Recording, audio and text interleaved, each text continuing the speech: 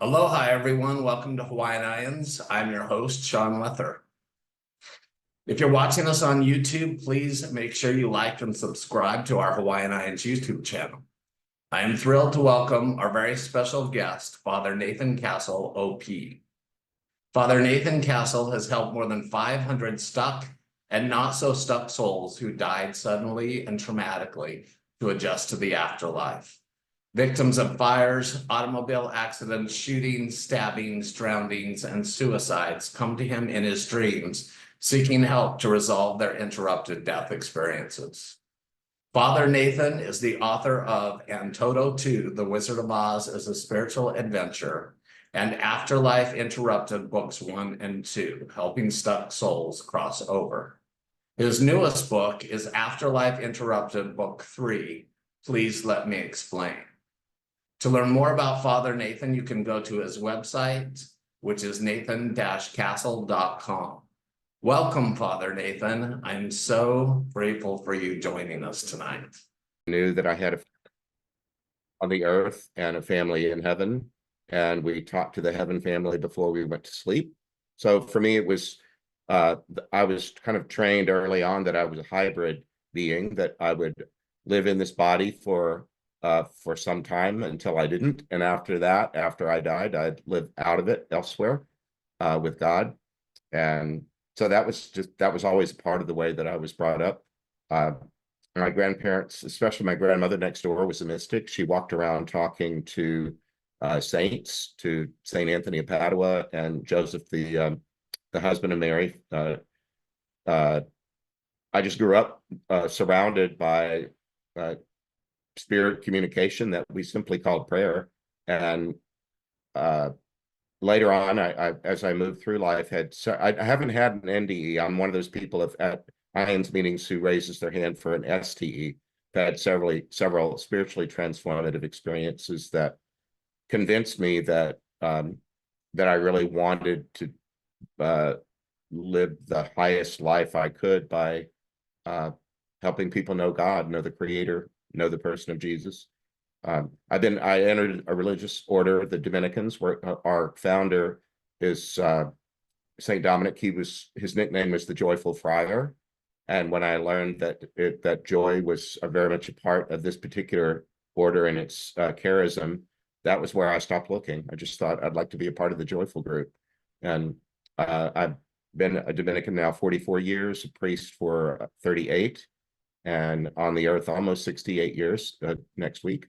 So, and then we can get a little bit more into the specifics of this afterlife interrupted stuff. But I've mostly been a campus minister. I was pastor at Arizona State University for 12 years of a very large campus ministry there. I live on the campus of the University of Arizona right now. I'm not employed in that work any longer, but I help out around the edges. I was at Stanford as the Catholic pastor there for 7 years, and 5 at UC Riverside. And at one point, I was the board chair of Catholic Campus Ministry Association, which IANDS International reminds me very much of my years at Catholic Campus Ministry Association. The organizations are about the same in scope and budget and large mission. So anyway, I've had a lot of activities packed into a life so far, but now I'm doing this work full time, podcasting, writing, and speaking, especially on the idea of surviving one's death. How, from whatever point of view you come at that, just trying to communicate the idea that nobody needs to feel like their life is winding down to the end. It does that on one level, but it also is the beginning of new adventures.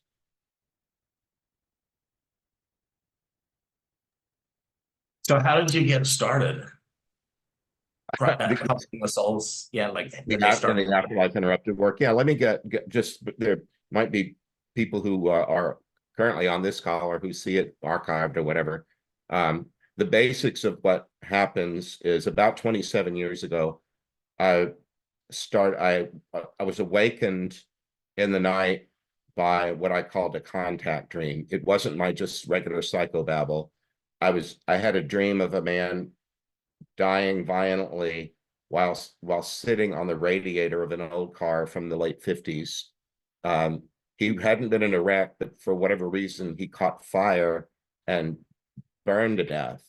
And I woke up from it, and I knew that it wasn't my psyche, that I'd been contacted. I very often have told that story this way, that priests very often have to take a turn with a pager to take any incoming emergency calls at a local hospital.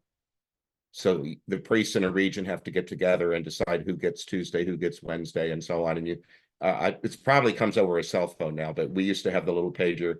I tell young people, they're kind of like those things you get at a restaurant when they don't have your table ready. You know, that little disc that they hand you that buzzes and glows when it's time for you to go eat your meal. So I was used to being awakened from a dead sleep in the middle of the night to suddenly have to be alert and jot down a patient's name, the room number, the family members that you might interact with. So I was jolted out of sleep by this young man who was dying on the hood of a car. I was on a retreat, and on that retreat the next morning, I woke up early, and a friend of mine who was a very gifted person spiritually was on it, and I prayed with her routinely.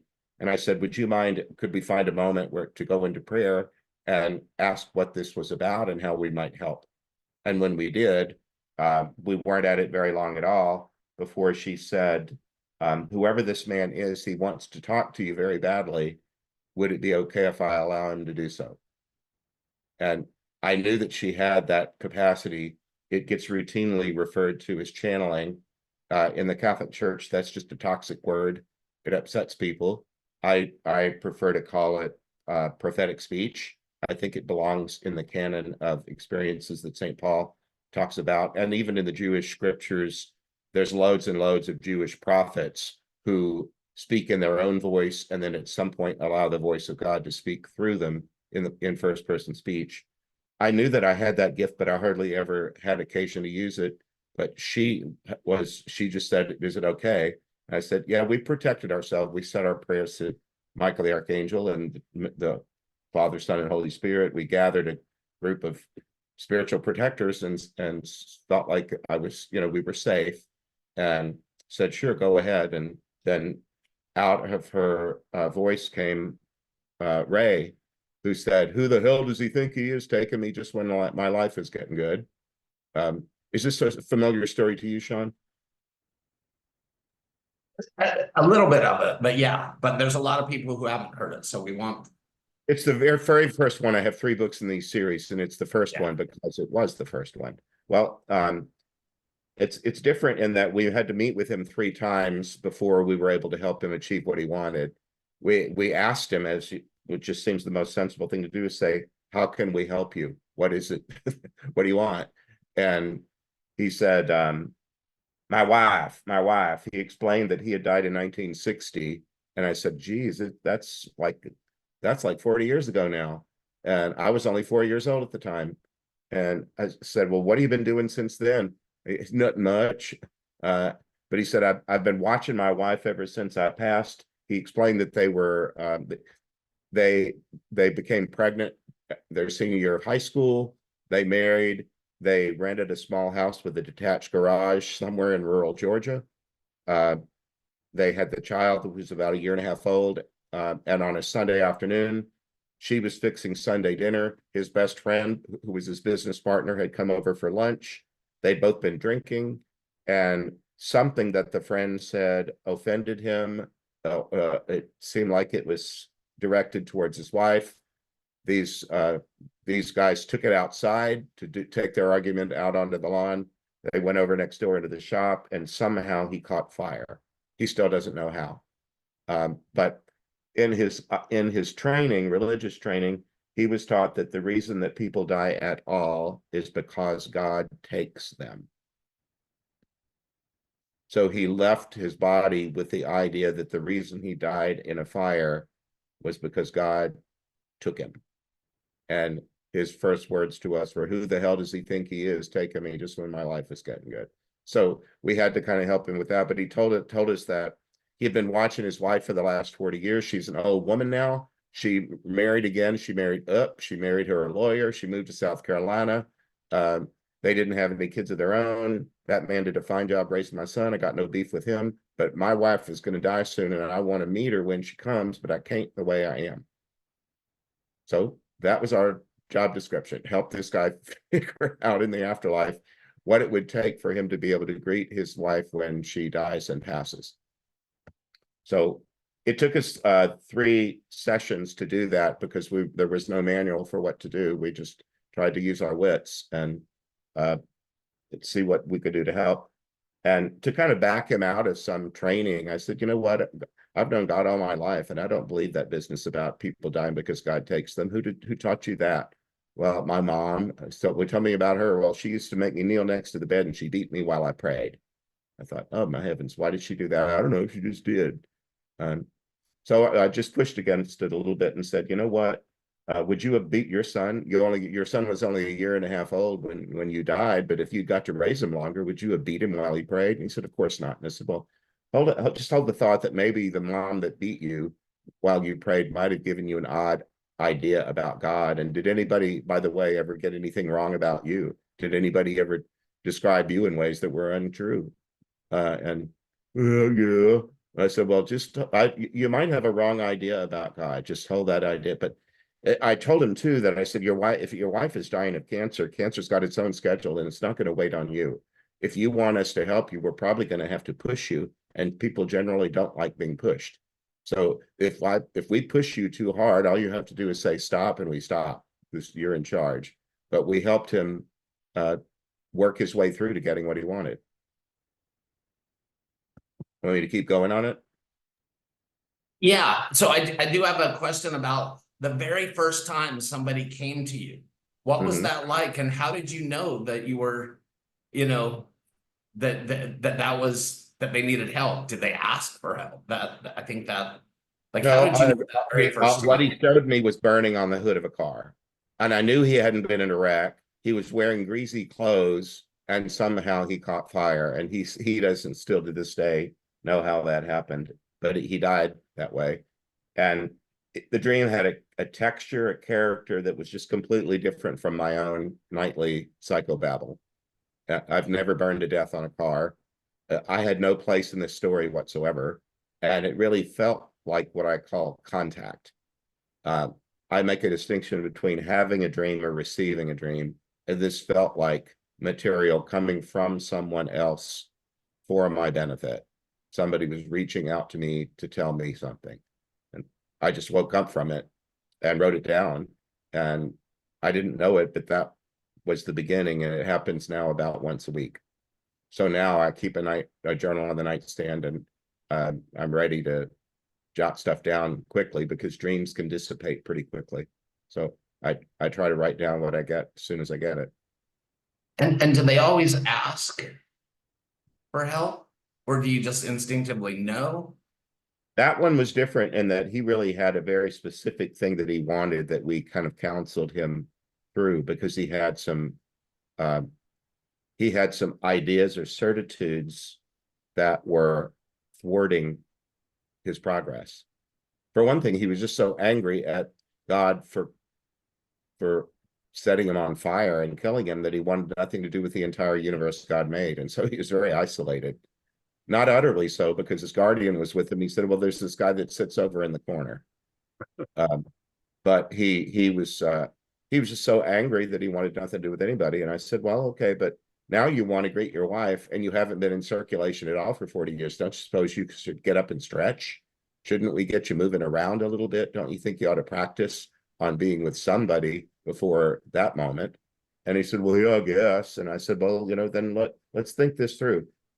I quietly decided not to go with his mother because she beat him while he prayed. I just thought, let's not go down that alley quite yet. What about your dad? And he said, well, I didn't know him very well.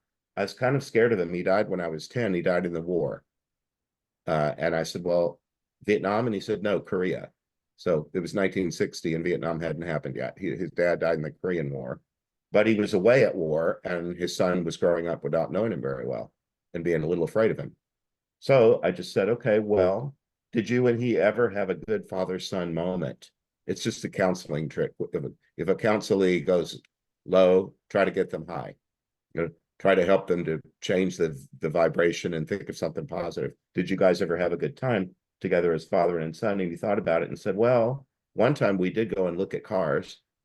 And so said, okay, well, what if we ask God to send your dad, if your dad is available, would that be okay? What if we asked him to come and stand far enough away that you could get a good look at him without him being too close in your space? You could say the word if you wanted him to come nearer or go with him somewhere. Would that be all right? He said, yeah, I think I could do that. So I said, well, let's try that. So we did, and his dad showed up within 10 seconds, and I couldn't see him, but he could. And he said, whoa, look at there. There's my dad. And I said, do you think you're being tricked? No, I don't think so. It's just my dad. And I said, well, I'll tell you what, do a kind of pay attention to where you are.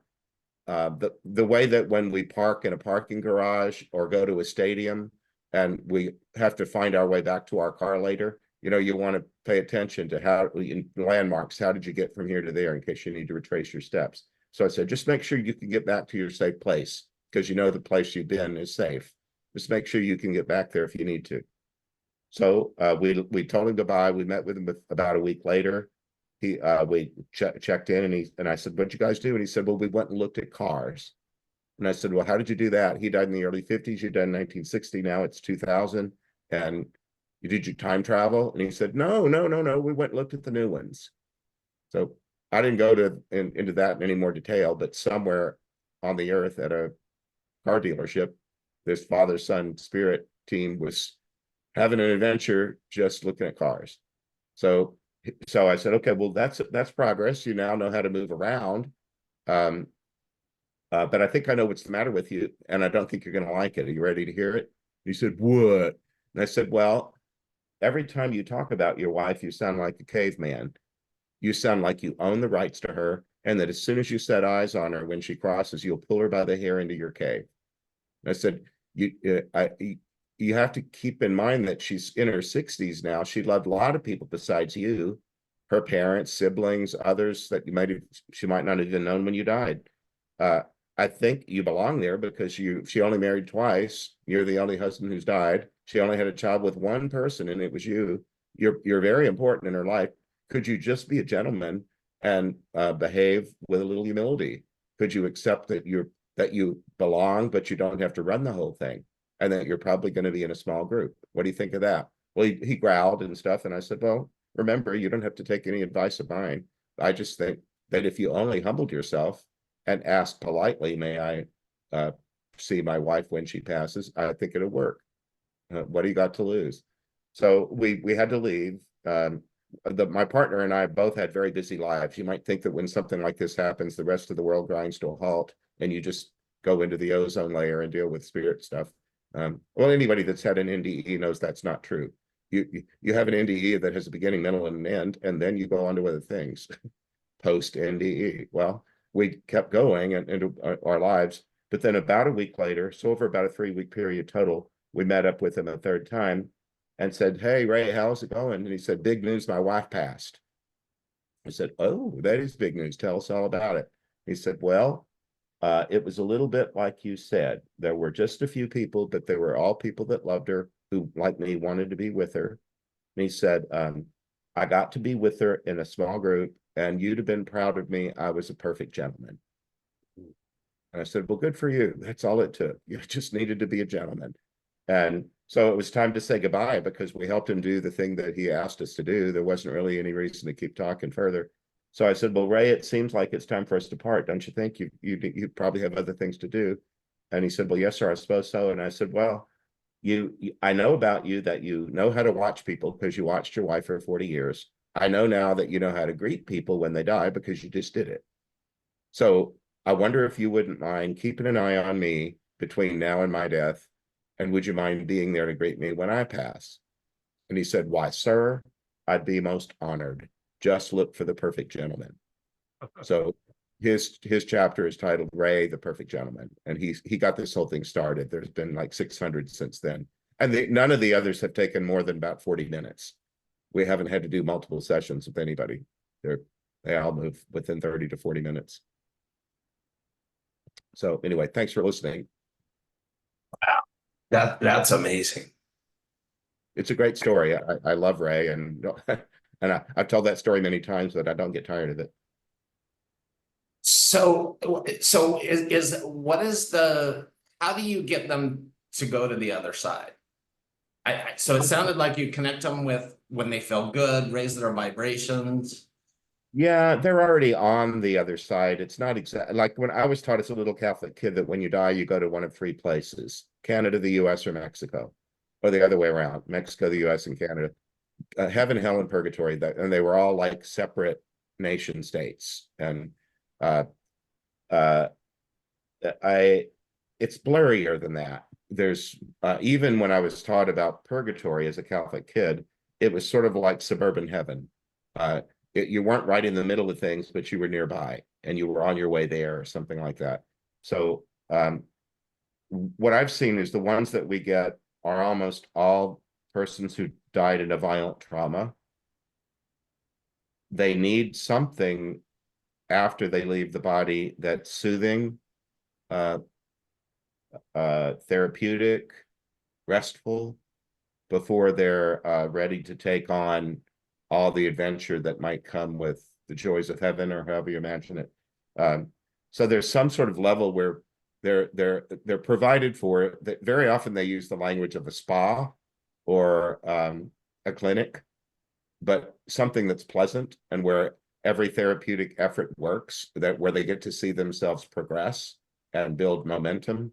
And eventually, and one of the things that seems to be very important is truth telling. I wonder, I can't see all the people that are on this call, but I'm talking to you. I think there are 93 of you. Have you ever told yourself a lie? Have you ever exaggerated some part of your life story uh, and and neglected other parts of your life story to create some sort of skewed vision of who you think you are? What I've seen is that when souls cross that way, they're welcomed and they're loved, but they need to see themselves as they truly are and see others as they truly are, and so they grow in truth. And they grow at their own pace, kind of like a Montessori school. Nobody's shamed that they're not keeping up with the rest of the class. You should have graduated by now. They all just move at the pace that they choose, but they have all kind of helps. But one of the biggest things is telling the truth about your, or learning the truth, being open to learning the truth of a thing. Many of you have had NDEs, or you know about the life review that NDEers very often experience. When I hear people talk about the life review, they very often talk about learning new information that's a deeper truth than they understood before. Sometimes they never knew that the thing they said or did and hurt someone, or the thing that they said or did blessed someone. They learn new information about themselves. Sometimes they have to tweak their own self-image and move in a new direction. I've seen a lot of that. And as people grow in truth, they grow in some sort of vibration. They ascend until they don't really need this therapeutic level anymore. And we're there to help them get out the door. We're like the discharge staff at a clinic. You know, we're not really the therapists. We're just people that help you gather your things, make sure that you understand you have a really good next moment. It's kind of like graduation day. But we're saying goodbye to this because you don't need it anymore. And sometimes they still need some kind of therapeutic work, but they can do that at an elevated level. But they don't need this first level that they were at immediately upon their death. It's always joyful, and then and it's fun and creative. Some of the ways that they move involve. The other day, there was somebody in a wheelbarrow, being pushed in a wheelbarrow. It was a happy memory that he had earlier in his life. That little kids. He was an adult, but teenagers got him in a wheelbarrow and pushed him around. He moved from level to level in a wheelbarrow because it made him laugh. Uh, the ways that they do that little crossing can be just very fun. Did they describe what the place is like where they are? Is it different for everybody? Partly it's they created them, like Ray Ray had a place that was as much like nothing as he could imagine, because that's what he wanted. Uh, one guy died in a car crash, and he said, "I'm with other people that died in car crashes." And I said, "Well, what's the place like?" And he said, "It's kind of like the DMV. It's a place where nobody decorated anything. It's bland. Um, it's boring. Um, People don't really want to be here any longer than they have to. Sometimes they're just kind of in a space where they're annoyed, and they're not being punished. They're just frustrated that life died. You know, if only they'd been more careful behind the wheel, they'd still be alive, or something like that. They grind away at some idea that they wish they could change the past, and they do that as long as they need to. But there's always people around them that are prodding them toward something happier, better, and then at some point there's it works. I can give you a story that's in my newest book. A guy died playing baseball. He was a baseball player in the minor leagues in the 1930s, and he hit a home run in the dream that was in the bottom of the ninth. It was a 3-run home run that won the game. It was a home game, so everybody in the stands is up cheering because he just won the game. And he said he was between third base and home when he realized there was something weird going on in the stands where the ball had flown out. And as he crossed home plate, it became clear that there was a medical emergency. What happened is the ball that he hit a baby and made the baby stop breathing. And then there was this panic to try to save the baby, and the baby died. And they called everybody out onto the field on the loudspeakers and said a prayer for the child. And the bat that he used was at his feet. And he said, "I just about died on the spot." He said, "I died inside." He made up the idea that he had just killed a baby, that he was a baby killer. Uh, and he decided to walk away from baseball. He said, "I didn't know any life besides baseball. Any friend I had was a ball player, and baseball was my passion. I left all of it at once." And he said, I felt so bad. I just wanted to crawl in a hole and die. And I lived in Pennsylvania where there were coal mines. And so I became a coal miner so that every day I could crawl in a hole and hope it fell on me or blew up." And he said, "If it didn't fall on you or blow up, you'd at least die of black lung when you were 50. So that was his life. And he said, I had a one room and a little boarding house. And when I got home when I crawled out of the hole at the end of the workday, I crawled into the bottle and drank himself to sleep, and then repeated it the next day." He died like that. And he went into the afterlife with the same attitude that everybody in the afterlife that tried to get him to come around, he'd just say, "I don't want to hear any of that. I've heard that all my life." And then he said they wouldn't give up. They kept trying different things, and they started bringing me kids that died playing baseball. You know, the ball was hit into the street, and somebody chased it and get hit by a car. However, a kid could die playing baseball. Apparently, it happens. And this one little kid got to him and said, "Well, mister, I was really angry when I died playing baseball. I stayed angry for a long time. And then I changed my mind." That's how this kid said it. "And then I changed my mind." And he didn't have to say anything else. "And then I changed my mind." And then he found himself when, you know, they don't get they call it a line. They get in our line and they're vetted. We don't get people that have to be persuaded or arm twisted. They're ready to go. We don't have to work with them very much at all. It's kind of showing them out the door. But he said they kept bringing me these little kids, and then, but not very long ago, I realized I was wearing my uniform again, and it fit me, and it was warm and glowy. I don't even know how I got in it. And he said, "But I'm wearing my uniform again, and they brought me to this dugout, and I'm here in this dugout with these little kids that are dressed in little children's baseball outfits, and they're all excited because they're going to get to walk Iron Mike out onto the field." His baseball name was Iron Mike. And he said they won some kind of a contest, like throwing out the first pitch. It's a big honor for them to walk me from the dugout out onto the field. And if I don't do it, I'll let them down.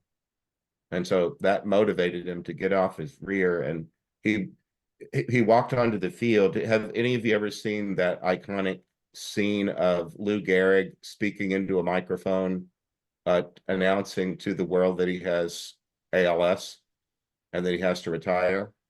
He's got this dread disease, and he has to retire from baseball, but he called himself the luckiest man alive. He was so grateful for his career, and he was thanking the fans and all. Well, Iron Mike had to walk from the dugout out to Lou Gehrig standing at a microphone. And Lou Gehrig introduced him and turned over the mic to him, and he said, "I know why I'm here." And all the people in the stands were people who on earth are in the afterlife, or maybe both, were in the stands. They were people that he had annoyed by not allowing them to change his mind. People who had been trying to encourage him all along, who he spurned and told to leave him alone. He apologized to all of them for being such a hard case and said, "I know the truth now, and I'm going to say it. I didn't kill a baby. I hit a baseball. It was an accident. I didn't kill a baby." That's all he needed to say, but he had dragged that out for years. "I didn't kill a baby." And then there was a big standing ovation because he's finally told the truth to himself. Now he can move freely, doesn't have to be stuck any longer. And then the topper is most outlandish. Let me get it. I have a picture. Hang on just a second.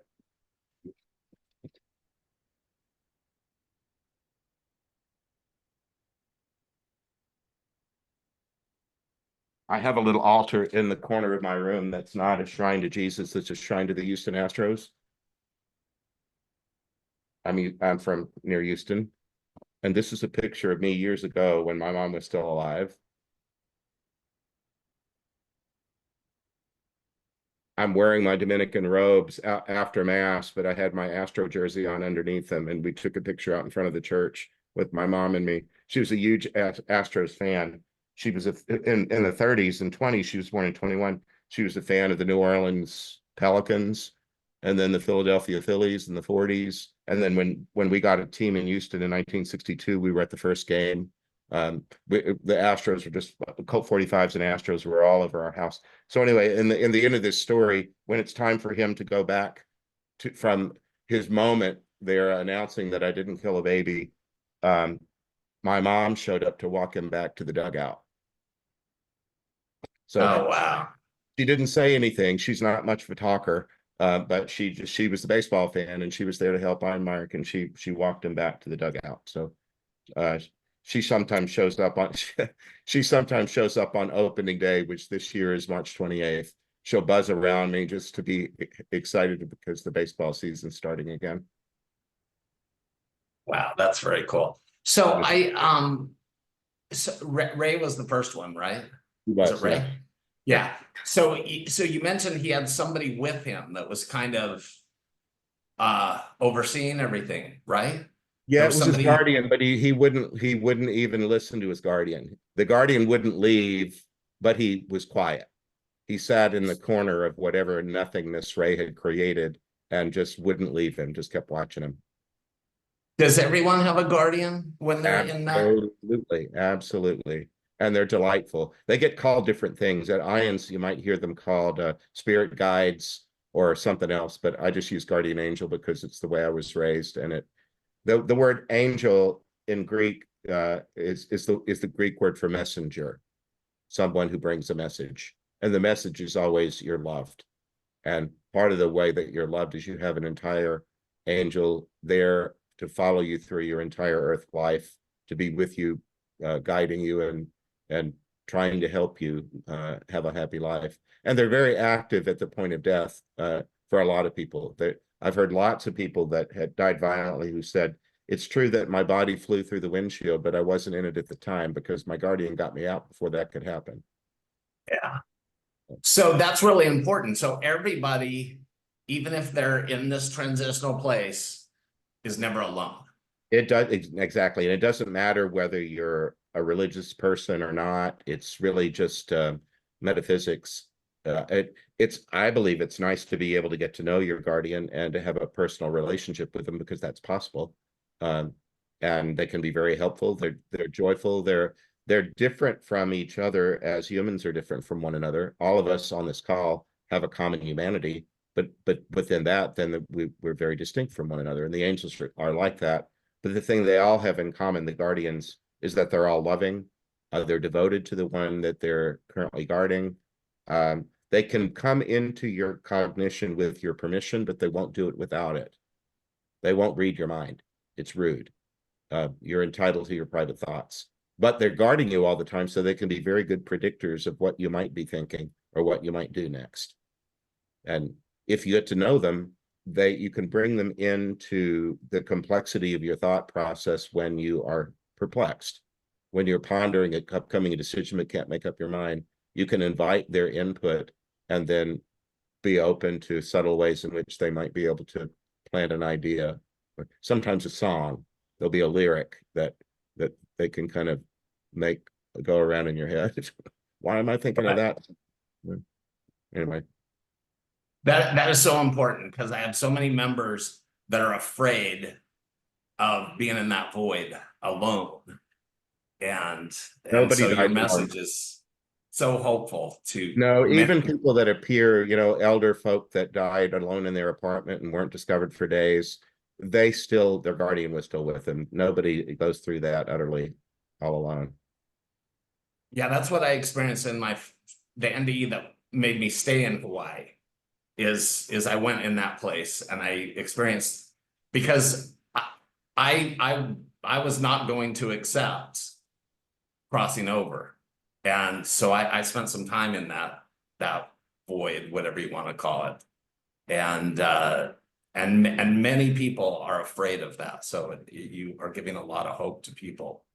In our process, after when we're together usually on Zoom, sometimes in person, but most of the time on Zoom with my prayer partners, we do the protective prayer. I read the story a couple of times, let it settle in, and then I'll normally say, could we please have the guardian of this person or to help today to come on the line first and give us a little clarity about how we can help today. For example, a person might have shown that they died behind the wheel of a vehicle, but they didn't indicate their gender. Could we please know whether this is a man or a woman? Sometimes I feel like I'm in a country that's not the US. If that's true, could you tell me? Are we in South America? Are we in Asia? Sometimes they'll come up with things that we wouldn't have known unless they told us, and that help us. Have you had non-Christians come to you? Oh yeah, regularly. Sometimes from another religious tradition like Islam. Recently, I've had several, a Cambodian and a Thai woman. Sometimes religion isn't the way they operate anyway, and they'll just say, I was never a religious person, or I didn't believe there was an afterlife until I was in it.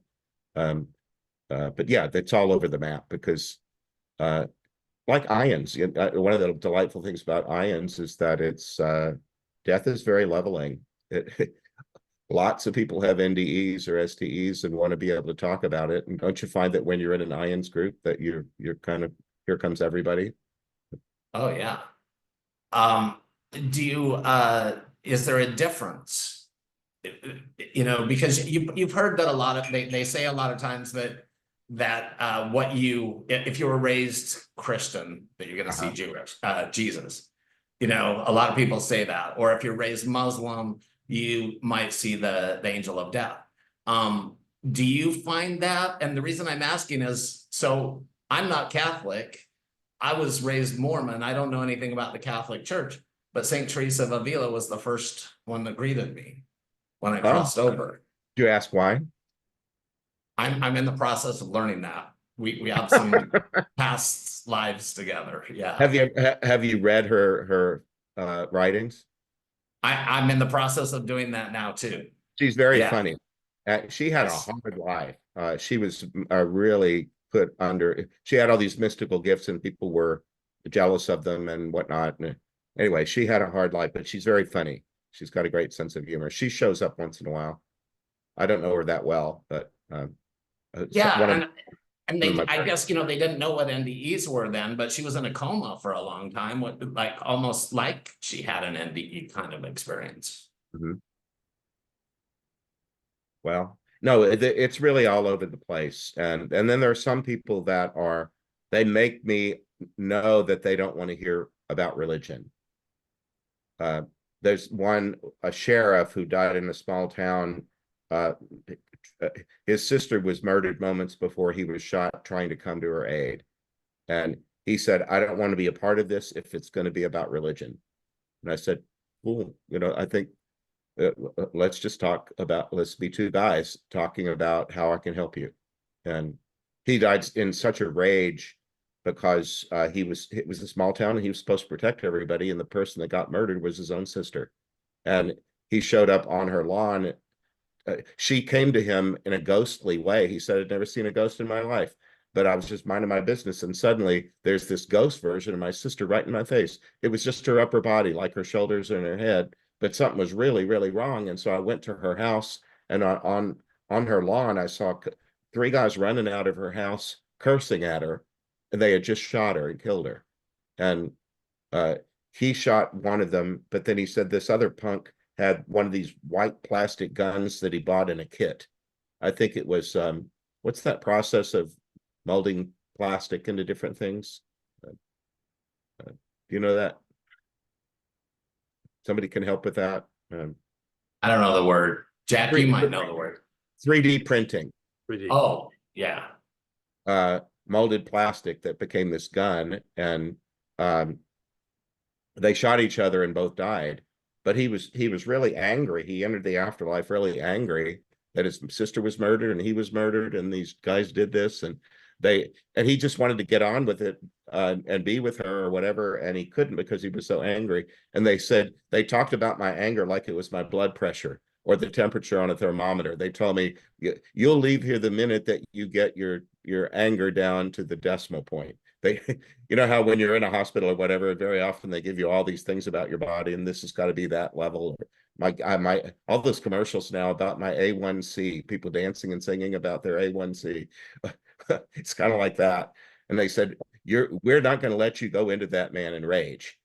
You were a public servant. You promised to protect the public safety, and we're not letting you into him unless you promise us that you'll get your anger down to the right level, and that will allow for that. And then the minute that he got close to it, he said, look at it. See, it's right there. And they said, it's only barely there. You still have to promise this, that you won't go into him and be all angry. And you have to comport yourself like the public servant that you swore to be. And he was able to do that. But he wanted to move as fast as he could, but he had to get his anger down. Anyway, he told me he wanted nothing to do with religion.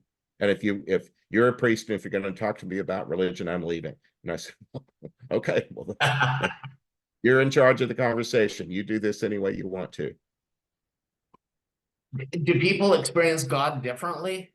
Oh, absolutely. I mean, when I might be in a church where I'm preaching to 500 people at once, and I know they're not all hearing the same thing. They'll even tell you so on the church steps. Sometimes they'll want to praise your preaching on the church steps, and they'll say, "Oh, Father, that was such a wonderful homily you gave." And I'll say, "What was wonderful about it? What did you hear?" And then they'll say something that you didn't say. I think the Holy Spirit inside them spoke to their heart, but in their imagination, whatever they heard, what they needed to hear, that was liberating or uplifting or whatever, and it didn't necessarily come out of your mouth. It happened on another level.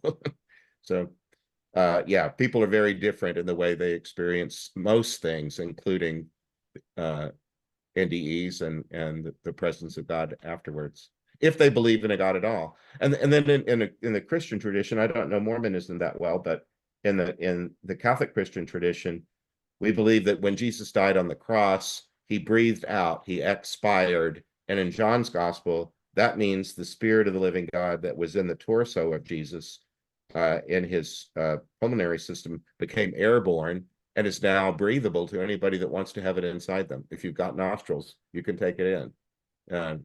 That Jesus can live inside you. And I had one guy that was a Baptist minister who was murdered by his wife's girlfriend. I mean, his wife's boyfriend. He didn't know there was such a thing. He didn't know his wife was cheating, but her boyfriend murdered him, and he ended up in the afterlife, and all kind of people were caring for him, being kind to him and stuff. And he said, you've all been so nice to me, but when am I going to see Jesus? And they said, well, do you remember the Holy Spirit?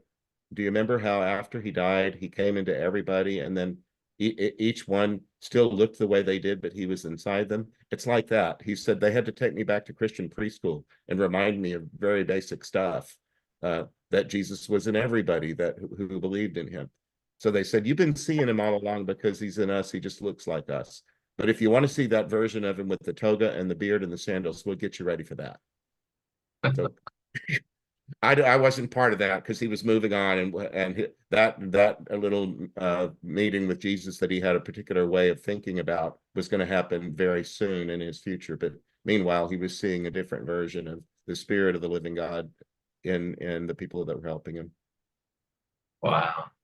He was So a surprised lot of to talk to a priest too, because he had been taught that we weren't Christians, that Catholics were of the devil or something. And so I run across that once in a while, that people have been taught something in their religious training that was and they unpleasant still believe it on the other side. They still believe that.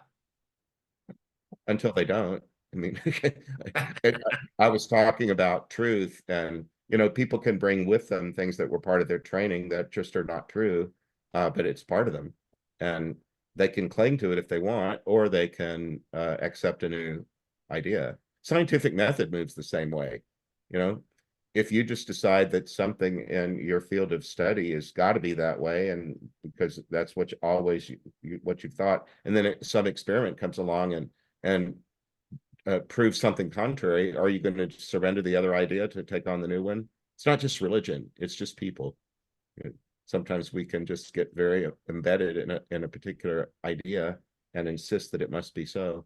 And if there's a larger truth to be known, we have to decide whether or not we want to receive it.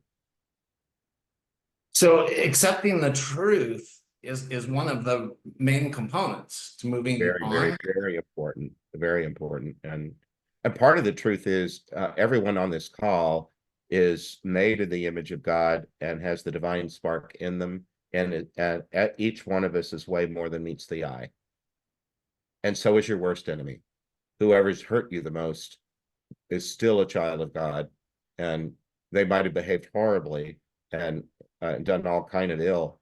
But in my training, St. Thomas Aquinas is a big deal in the Dominican order, and his theology is scholasticism is a huge influence in the Catholic Church. He taught that God still loves Satan for two reasons. Can you imagine what those reasons might be?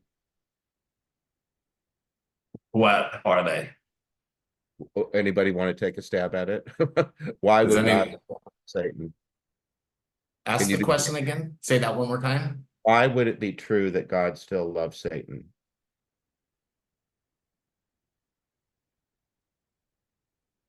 Well, somebody says Satan needs it. He loves all things Yeah, because because God loves all his creation. right, Katie, that's one of them. And Satan is not just a creature; he's a very specific kind of creature. He's God's child, and God the Father is a very important imaginary category for us. That God is divine parent, and God doesn't stop loving a child. And the other one is simply that God is love by God's own nature. God's not just lovable or loving. The physics of God is love. If God were made up of anything, God doesn't have component parts like a Lego God. He's not made of little tiny bits of love. He just is love, and that God's nature is love. So that's what Thomas Aquinas said about that. So that has made me live my life without having enemies. Jesus told us not to. If you have an enemy, love them. And when I was growing up, my mom wouldn't allow us to use the word enemy in the house like it was a four-letter word. We don't have enemies in this house. Are you with these people when they experience their life review? Have you been with any of them when they have that? No, they describe it, or at least parts of it. I don't think it's the uniform for everybody, but Some of them describe it as something on the order of talk therapy that they've had, and especially their guardians are real good at that. They'll say, I wonder if anybody on the call has ever thought it was safe with somebody to diss on a third party? Have you ever been in what you thought was a safe conversation with someone where you then go low and start criticizing someone that you both know, thinking that it's safe and that they're going to enjoy it and play along? Well, if you do that with the guardians won't participate because they're so full of love. They'll say, well, yes, it's true, she is kind of annoying in that way, but what about these other characteristics? Or they'll I've heard people say they narrate their story, and they have a standard way of doing it. Like at the beginning of this podcast, when you asked me how did this all get started, I've told that story many times. I have a forum, or I have a style of telling that story. Lots of times people have a style of talking about their life, but it's cherry picked, it's airbrushed, and you leave out the parts that are less flattering. And oftentimes the guardians will say, yeah, Sean, all that's true, but do you remember that other thing? Remember that time when we were there? And your guardian knows the story. So, and they've said, when my guardian does that, he never, or she, they don't have gender natively, but they can choose to present it by one of the two.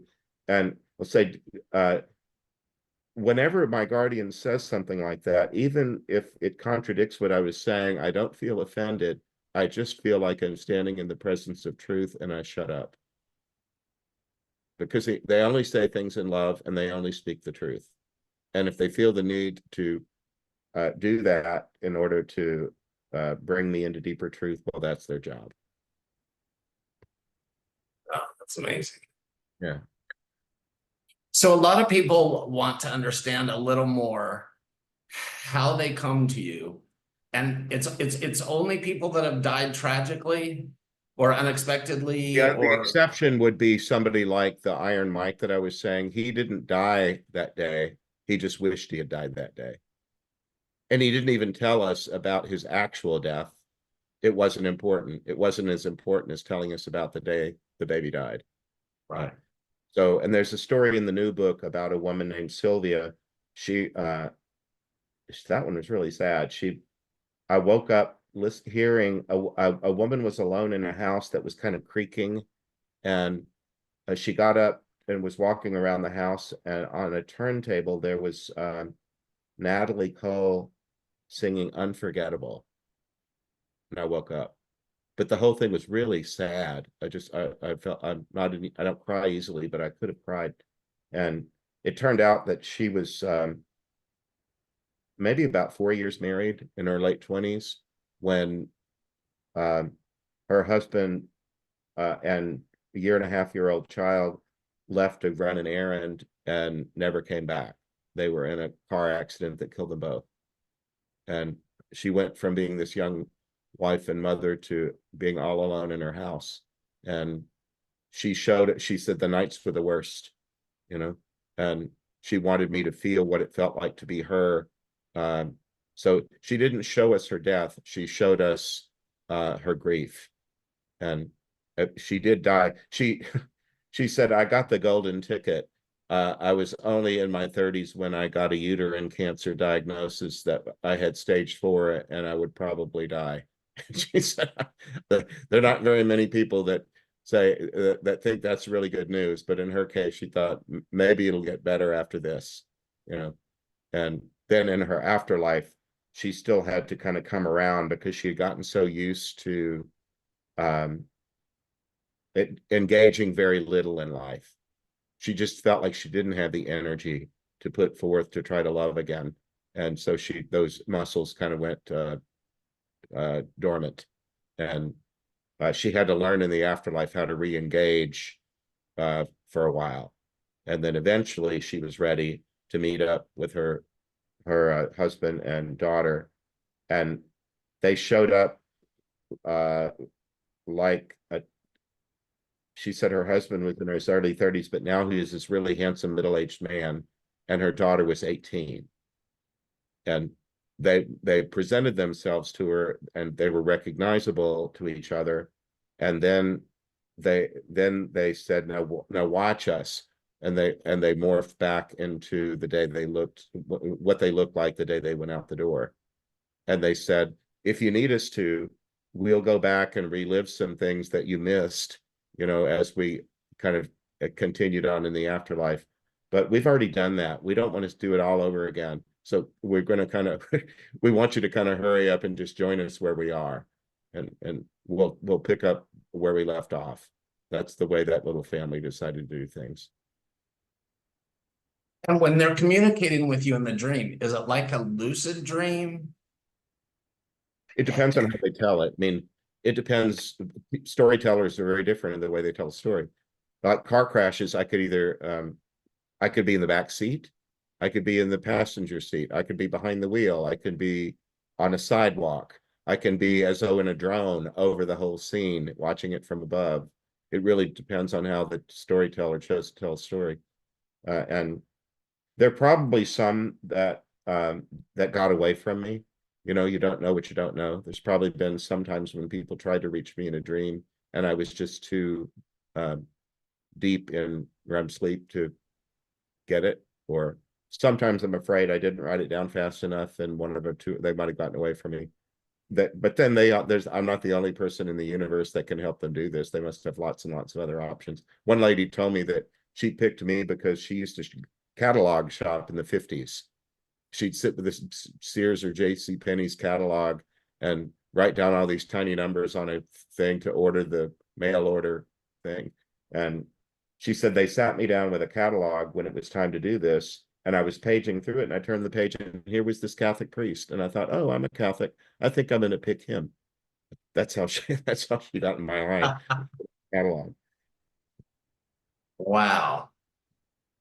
Have you gone and researched any of these people afterwards to like? No, only a little bit. And I found early on that it was really cumbersome. There's those television shows that have some geeky character that has access to these mega computers, and they have some little blurry picture of a license plate, and they can go through all these databases and come up with the suspect. It's just not like that. You have to go through, it's very laborious. And then you hit all these firewalls where you have to make a username and a password and pay to be a member and all that. It's all that sleuthing is going to be left for somebody else. I've just got too much work to do that. And I might have somebody that's interested in pursuing that. It's usually called verification. And that might be the way that we move in the next year or two or three. But so far, I've just felt like I can at least tell you in a book what my experiences are, and maybe that verification part, somebody else will figure out how to do that. I'd rather it weren't me. Yeah. Okay, so I'm getting a lot of questions Yeah, we've that, been at it an hour, and we have another half an hour, don't we? yeah, but I'm What? getting a lot of a particular question, which I know is delicate given that you're a Catholic father, but people keep asking about reincarnation Yeah. and past lives. What do have you experienced any of these people talking about past lives or anything? No, that doesn't mean that they couldn't have had past lives of being reincarnated, but it doesn't come up. Maybe they self-select if that's a thing. Maybe they go to somebody else's line. I might have something like a short bio on that catalog the lady was looking at, and does not do past lives, does not. I don't know. That's I just perfect, actually. Yeah, because I have heard that they choose people that have similar beliefs or backgrounds or so forth well, sometimes. when I go to the IANDS convention, there are all those people there that are presenting on those topics, and I I don't know how much longer I'll be in a body. I'm almost 68. Am I going to live in this lifetime a lot longer or a shorter time or whatever? I figure some of those questions, I'll be content to leave those for later. Right. I have enough work to do in a day right now that I just kind of stick to my knitting and do what I can. And Yeah. the past life thing, or the reincarnation thing, I'll deal with that later, unless it presents itself in a way that it hasn't so far. When I hear Yeah. people talk about reincarnation, they often talk about going through a veil of unknowing or forgetting. Uh, That right. before you incarnated this time, you have to forget what you were before, something like that. Anyway, if I went through a veil of unknowing, it worked really well. I don't have any recall of my past. Okay, so I have a really important question. Yeah. And he says he's a temporary death experiencer, which I think is like a near-death experiencer. And Okay. because of this, I have worked as a hospital chaplain. I have met many hospital patients who are angry with God and or religion. They blame God, religion for health problems and other issues. Yeah. Do you meet many people who are stuck in between afterlife realms because they're angry with God or fear God or religious doctrines? Yes. Um, I wouldn't say that the majority, but I've met a lot of folk like that, or who I did. The second book has two suicides in it. I didn't put any in the first book, and I wanted to deal with suicide very delicately because I didn't want it to be attractive to anybody as an option. And all of these stories have a happy ending, but I didn't want to, you know, give anybody the idea that they should take their life. But one of the women in one of those two stories, her name was Bee, the big band singer. She was in a big band in the late 30s, and the guys in the band abused her sexually, and somebody got her pregnant. She didn't know who it was. She was only 18, and she ended her life. And I asked her, "How do you even describe that? Do you use the word suicide?" And she said, "Nobody's ever asked me that." And I said, "Well, do you have an answer?" And she said, "You know what I did? I took matters into my own hands." And she said, I don't want you telling my story if there's going to be religious shaming in it." And I said, "Well, I wouldn't shame you, but you're just a nice person. I don't have to have any, I don't have to do that." And then I was able to educate her that I've been a priest since 1985. When I was a child, a Catholic who committed suicide would not be given a Catholic funeral mass and couldn't be buried in a Catholic cemetery, because the last thing they did was break a commandment, "Thou shalt not kill." And that changed not because of a pope or a big meeting. It was just Catholic people at the grassroots level saying enough is enough already. Right when families need us to be providing support and comfort, we're giving them the boot, and we have to stop this. And so the practice changed, and the prayer books changed. Now there are prayers for specifically for persons who took their life in the formal prayers. So I told her, I said, I've lived through that. I watched the church change on this topic. I certainly don't feel the need to shame you or anybody else. And so she said, "Okay, if that's the case, then you can use my story." That's really important because I don't think a lot of people know that. Well, the And prayer book came out in 1991, so that's not recent. That's a long time ago. right. That I that just our know that that's one of the number one questions in our Life After Death Facebook group is what happens to people that commit suicide. I can tell you what I've seen, which again is only a small population, but they just get specialized care. They get what they need. And then what I've seen in the suicides that I've dealt with is that um, the moment that preceded their death didn't always have absolute clarity about what they were doing. Sometimes, for example, people that die by drugs um, wouldn't mind if they overdose because it would stop their pain, but they didn't exactly fill themselves up to the point that they were swallowing a bottle of pills or something. That not quite active suicide. I've seen that, but they always get what they need. The ones that with me anyway have always been through a process where they've gotten uh, healing support. And very often they just felt optionless in the moment, and uh, and decided to end it. But then even if they didn't believe there is an afterlife, they find that they're in it. They go, oh, well, I guess part of me died, but not all of me. And then their guardian is there, and then others show up, and there's a therapeutic team that helps them regroup. One of the things they do have to do is actions have consequences, and the consequence of taking one's own life very often is causing a lot of pain in the lives of other people who loved you. And so without that being a shame factor, it's just a truth thing. It's you must acknowledge that one of the consequences of that was now there's a lot of people who are in pain because of that, and they work through that. Everything can be worked through, but they still have to do it. They have to put the work in. Wow, that's so important. I'm so glad that you have shared that. How about for children? Do you see many children, and how are children different when I they? have a story that I absolutely love of a girl that died falling from a tree when she was 10. And she was in an aggregate scene. I once in a while will get a scene where people are gathered together, they're grouped, or they landed in this place where they all died the same way. They all died, in this case, they all died in a fall. In my first book, there were people that had all died in the collisions of cars and trains. And they all had that in common in this place. Well, in this story, this young girl had she fell out of a tree and died, and she said, I'm here with all these people.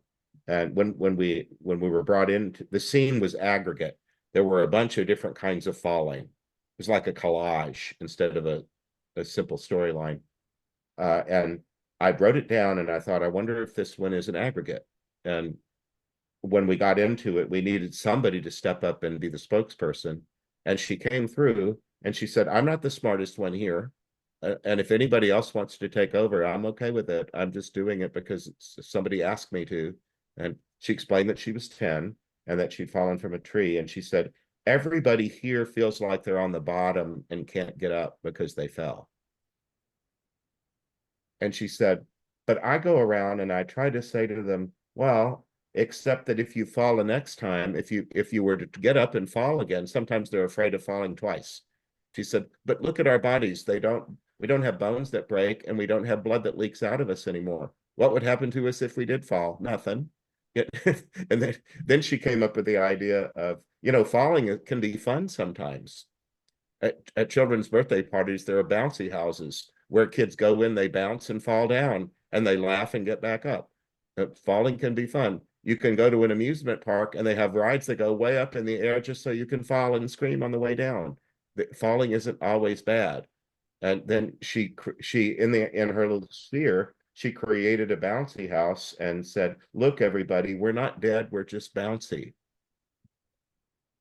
So I called her chapter Not Dead, Just Bouncy. And she was just the sweetest thing. She was only 10, but she was ready to explain to all these adults that you don't have to sit there and be all sad. You're not dead, you're just bouncy. Get up and bounce.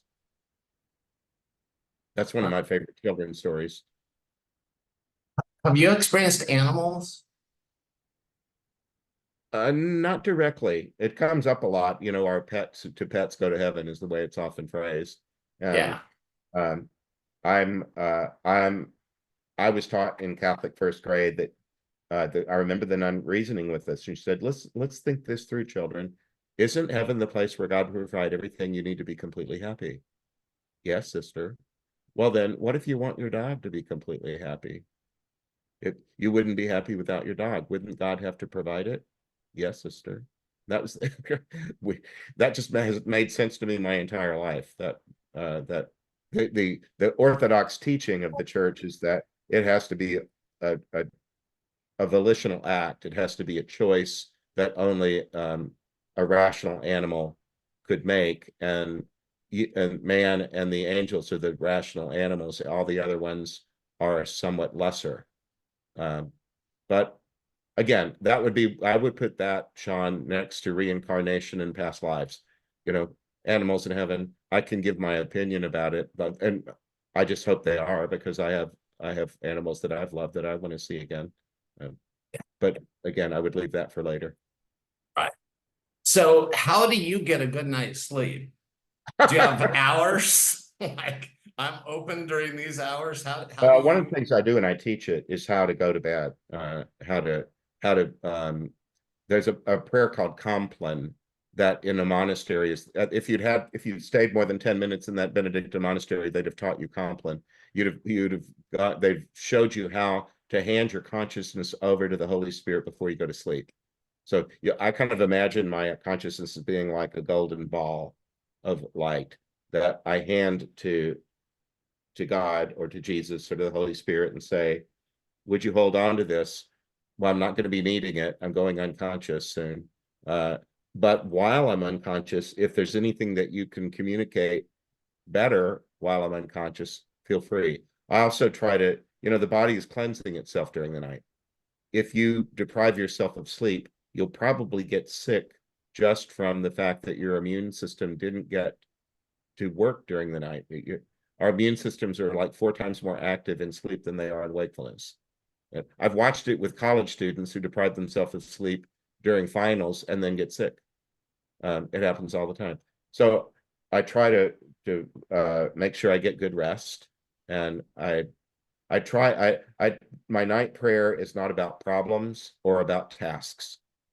Otherwise, I'll take my to-do list to bed, or I'll try to go to sleep worrying about the election, or the war, or something like that. I'd make sure that my night prayer is easing out of the day, and that it's mostly gratitude. What's the name of that prayer again? Compline, Compline. Compline. It's from the word complete. So rather than just having the day slam shut or catch you off guard, if the clock strikes 12, it's a way of putting yourself. It's the way monks do, like allow the Holy Spirit to tuck them in. Okay. Do you Because ever me and several people want to learn that. do you have a childhood memory of being tucked in by a parent? My mom would say, get your pajamas on and brush your teeth, and I'll be in a minute. And she would help me say my prayers, and then she would tuck me and kiss me goodnight. So it's like that spirit in a monastery of being very lovingly uh, welcomed into sleep or predisposed to sleep, ready to sleep. There's an app that you could use if you want. It's just called Dominican Compline. Oh, great. Dominican Compline. It's it's a group of young guys who were seminarians when they made it in St. Louis, one of the places in the country where young Dominican men go to try on this way of life. And it's mostly sung. It's really like a liturgical lullaby. And there's some chants in it that are there's a story in the Gospels, the Christian Gospels in Luke, but Jesus is 8 days old, and his parents bring him to the temple for his dedication. And there's an old man and an old woman who are both in their 80s. And the old man, Simeon, has been told that before he dies, he'll see the Messiah. And he's in his 80s. And this ragamuffin family that couldn't even get an inn, that were sleeping in a cave or whatever it was, wherever they were, they walk into the temple courtyard, and he goes nuts because the Holy Spirit tells him, this is the one you've been waiting for. And he shouts out, now, Master, you can let your servant go in peace, for my eyes have seen the salvation you promised. It's like, I can die happy. I don't need to be here another minute. You lived up to your promise. So the Song of Simeon, it's called, the Canticle of Simeon, is part of it. It's like sleep and death. Like, I think the Jews at Passover have a custom of are any of you Jewish? Can help me with this? It's an overflowing of gratitude that says something like, if this weren't enough, there's a refrain that in Hebrew that says, and on top of that, then this next blessing and this next one. If that weren't enough, then there was this next blessing. So anyway, counting of blessings is part of Compline and part of a good practice before going to sleep. Just being grateful. So when you wake up, you may have been busy all night, but you're all rested.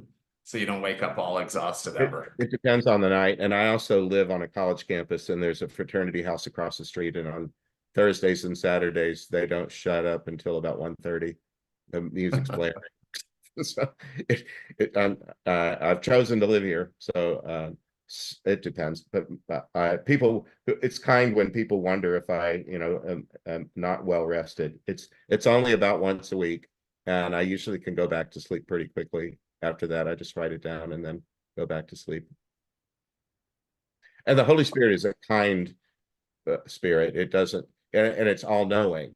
And so the spirit will know when I'm overworked. And like I went almost the whole month of December without a dream like that. Mm. I was just busy, and the spirit appeared to know that. And uh, I was recently going back through my journal, and I'm pretty close to being caught up right now. Sometimes, like with a lot of other things in your life, sometimes something kind of slides for a while, and you get a little backlogged, and then have to catch up. And if you multitask like I do, one you get up to speed on one thing, or even a little ahead on that thing, but then something else is crying out for your attention. Sometimes this gets backlogged a little bit, but right now I'm good. Yeah. So maybe you could give, because it'd be really cool if you would teach this someday. Maybe like at IANDS, do a workshop, On going to and sleep. huh? On what? Going to sleep? No, no, on teaching people how to do what you do, Oh, because many of us, I had that experience. Some people here died in a fire. I was clueless. I didn't know what to do. Literally, I wasn't even like educated enough to say go to the light or anything. I literally didn't know. And I think this happens to a lot of people, but we don't really know what to I've done a do. little of that. Chantel, my assistant, is on this call. We just did, and that was in January, wasn't it, Chantel? Um, January and February, we did a 4-week series on Zoom that I just called Tools for Dealing with Spiritual Experiences. And we must have had maybe about, I don't know, 50. Chantel, how many were in that? Yeah, about 50. And they're on YouTube. If you want to go to his YouTube page, you can just search for it. That's Yeah, that was my awesome. YouTube channel is Father Nathan Castle. It's pretty easy to find. Although, remember, out of the 4 of them, I deleted one of them. We never got it back. I hit delete instead of I recorded everything. It was just stupid. And then I did all this stuff where you go online and try to figure out how to undelete the deleted thing, and I couldn't get it to work, so I just gave up. But I do some of that, and if people had specific things they wanted to delve into, I'd be happy to organize the next one. That was just a first effort. Have dealt with people after talking with it at IANDS who also feel like they're contacted by people who are in some way trying to get their attention from the afterlife. And one of the things I tell them is that you don't have to be open 24/7. You can set office hours. Anybody can do that. You can say to the Holy Spirit, or however you imagine, the divine mind, the great consciousness, or whatever, you can just say, I'm available from this time to that time, but I don't want to be bothered while I'm driving, and not while I'm fixing dinner, when I'm with my kids or something like that. So you can kind of set some parameters. That's only fair, so that you're not just, I don't allow people to just burst into my world with their troubles and catch me off guard all the time. I do like to have a little bit of order. That's not. Took me 8 years to learn that. I just learned that a couple of months ago. I'm like, Oh, what? You can actually have boundaries with the other side. you should have a cap and gown, or at least one of those mortar boards, and put it on. Yeah. So you can acknowledge that you learned an important lesson. Yeah, you can have boundaries even in this stuff. So what's your favorite story or from the new book? What's the From the one new that book. stands out the most to you? This well, there's 13 of them, but I absolutely love Samuel the clothier. I've already done a series of 3 podcasts on him. He The dream was really short. I was standing at a conversational distance from a well-dressed elder man who looked like his grooming was very precise. And he suddenly dropped dead. And I woke up and I heard clothier. When's the last time you used that word, clothier? Any place where I've seen the word clothier suggests menswear that's too expensive. But it turned out that he did not die violently. He did die suddenly. He died of something cardiac or coronary circulatory. He didn't even care what it was. He just said something popped and I was gone. That's that. He didn't care to know any more about it. But he was in his retirement already. And he explained that he, in his childhood and in his early teens, he began to have same-sex attraction. And by his late teens, he was pretty sure that he was gay and that was that it was just a fixed thing about him that he would have to contend with. And then he said something like, I lived in a time and place where were that known, it would have been quite shameful. And so he said, then he said, I decided that I was going to be a happy person. I really like the way he said, I just decided I was going to be a happy person. And he said, something the way that men appeared always caught my eye for good or ill. A man's physical appearance got my attention. And he thought, you know what? I could help men look good. And he went into that as a career. And he worked in fine menswear places, and he learned about drape and texture and tailoring and the color. And he described his process. He said, people would come into my store. He said, the bread and butter was mostly stockbrokers and lawyers. They really needed to look their best, and they needed to have a wardrobe that projected success. And he said, sometimes they'd stay with me the better part of the day. They'd bring some of their clothes in from home to ask me if they were still in fashion, whether they should be gotten rid of. But then he said, the way that I would start with a new client was someone would come in and I would begin to break the ice with them by saying, tell me something about your physical appearance that you think is attractive. What's something about the way you look that you like? And he said some people didn't know how to answer that. They'd never been asked, and they were nervous to do it. But I just persisted and said, just tell me anything about the way that you appear that you think is pleasant, that's attractive. And so he said, and then he said, would you, after they did that, he'd say, would you mind if I give you my own opinion about a feature or two of the way that you appear to me? And he said they would always go along and say, well, you know, I think you have sparkly green eyes. I think your eyes invite a gaze.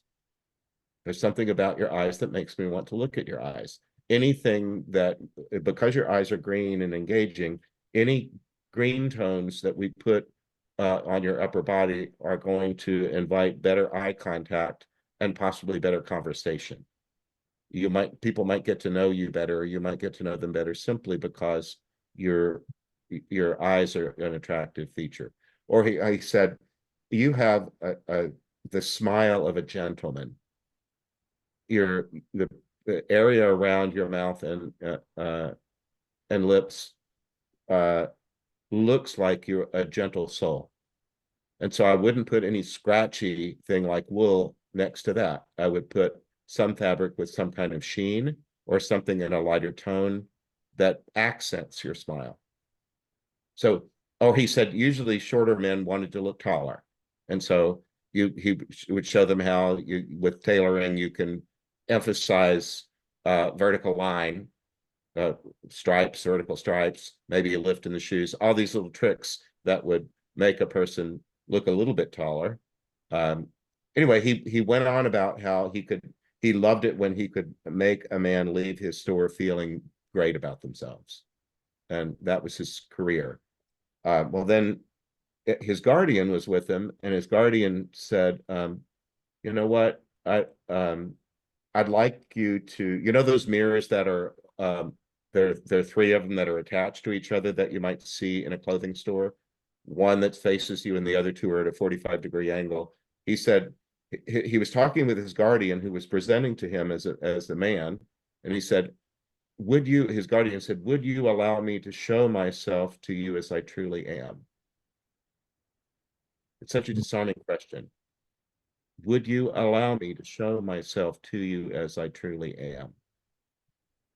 And he said, well, of course I would. He said, then watch closely. I'm going to turn. And his guardian turned, and as he turned and did a 360, he went from appearing to be a human into dazzling light.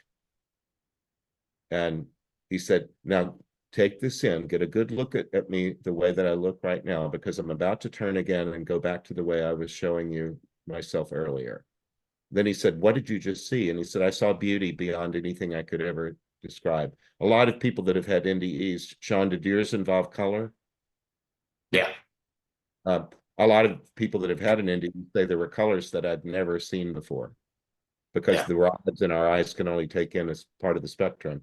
Well, anyway, after that, he said, that his guardian said, now, would you do what I just did? Would you stand in my place here, and would you turn around, and as you do, would you look at yourself in the mirror?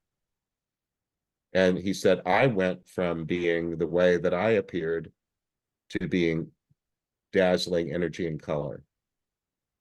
And he said, I turned all the way around, and he said, do you see how beautiful you are?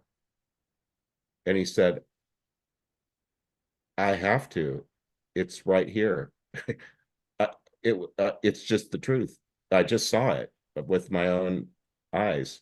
So anyway, his story is really sweet, and just trying to see each other as glory, as beauty beyond description, can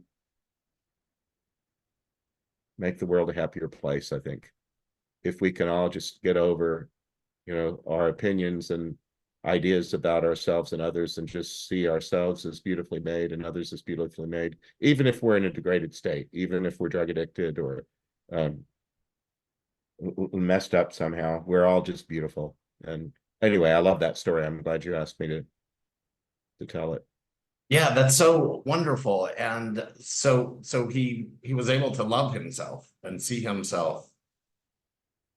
I remember him saying he lived during at least the late 60s when gay liberation was happening alongside women's liberation and free speech movement and a lot of other things. And he said, I was never one to take to the barricades. He said, I was grateful that there were other people that were out there fighting these battles for me. And he said, if anyone were ever to say to me that I was in the closet, I would argue back that I'm not a tennis racket or a pair of work boots. I'm simply a human being who has the freedom to disclose about himself to others what he chooses.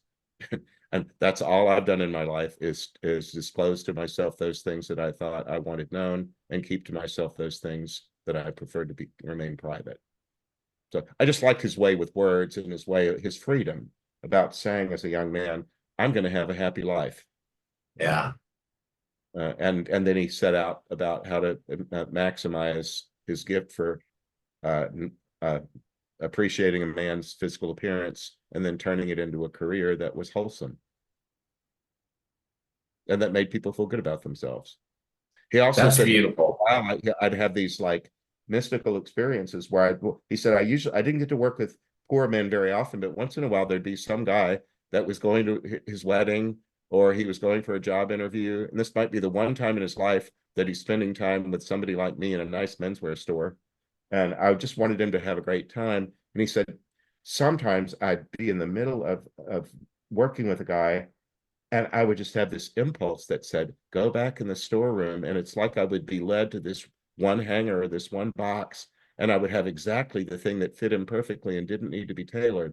And tailoring was always an extra expense that somebody that was poor couldn't afford. So he said there were moments when I just felt like I was guided, and I was able to help somebody look his very best, for some important moment in his life, and it gave him joy. That's beautiful. Yeah, his name is Samuel the Clothier. And that's in book 3, right? Yes, it is. Yeah.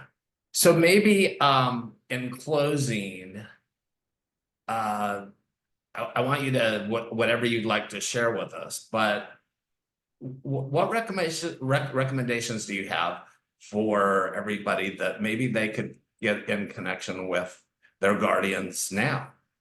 What's the best way for them to connect with them now that you might recommend? Say hello and treat them like a person.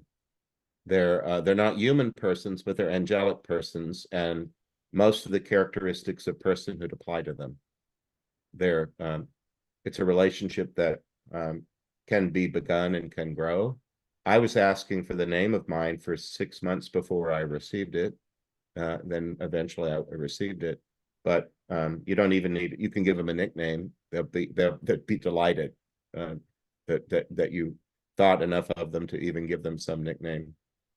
One of the guys in the new book calls his guardian Tinkerbell from Peter Pan, because she flits around like he mentioned Tinkerbell. Just talk to them and say hello and thank you for whatever it is that you do.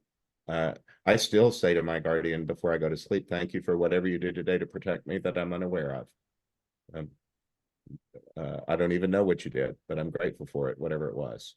And then just invite them into your heart the way that you do with other people. One thing that I sometimes will do is I have a prayer technique when I want to deepen a relationship, is I start with a relationship in my life that's already deep, whether with somebody still alive or somebody who's already died. And I'll just let myself sit in the feeling of being loved by that loved one.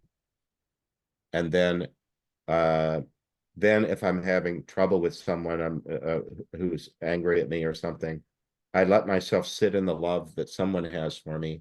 And then I'll say to the Lord, now would you help invite into imagination that person who got angry with me, and let me love that person, or let me remember that there's more to that person than the angry exchange that we had, or the reason that they're upset with me or whatever.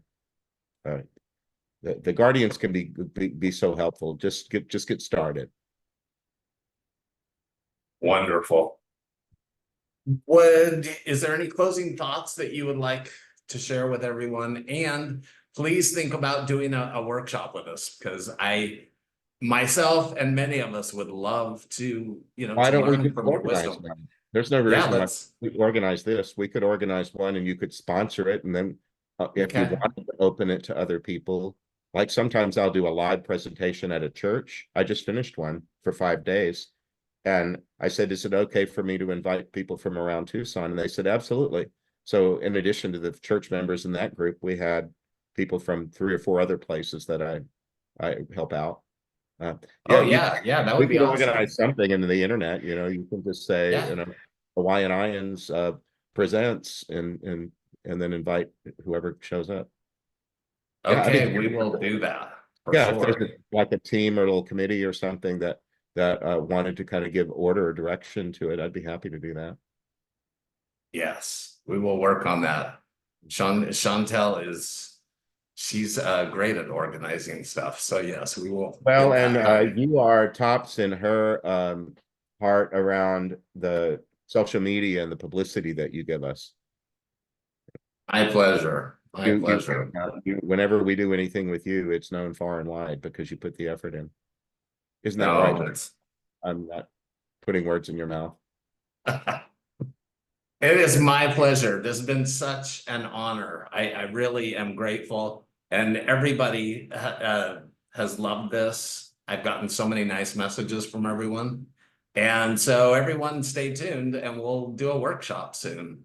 This one is just about to be an audiobook. It's almost finished, but right now it's the paper book and the e-reader version. But I just heard Chantel, just heard from Fred, our audio guy today, that he's almost finished. So very soon that'll be uploaded and it'll be on Audible. Oh, nice. That'll be perfect. Yeah. Oh, Okay, well, if you have, do you have any final thoughts that you'd like to share? Well, I could offer a blessing for anyone who'd like to receive it. Oh, that would be perfect. I just think a blessing is just love formalized into a prayer, but that's the way that Catholics leave a group. So the Lord be with you. May Almighty God bless you, Father, Son, and Holy Spirit. And to all a good night. I don't know. It's 8:38 here, so I'll be on my way to bed soon. But whenever you do move that direction, remember just to think happy thoughts and to hand your consciousness over to your higher power, and then have a good night's sleep. Thank you so much. Right. Aloha, everyone. It was great seeing you all, and we will see you all soon. Have a wonderful night. Bye, everybody.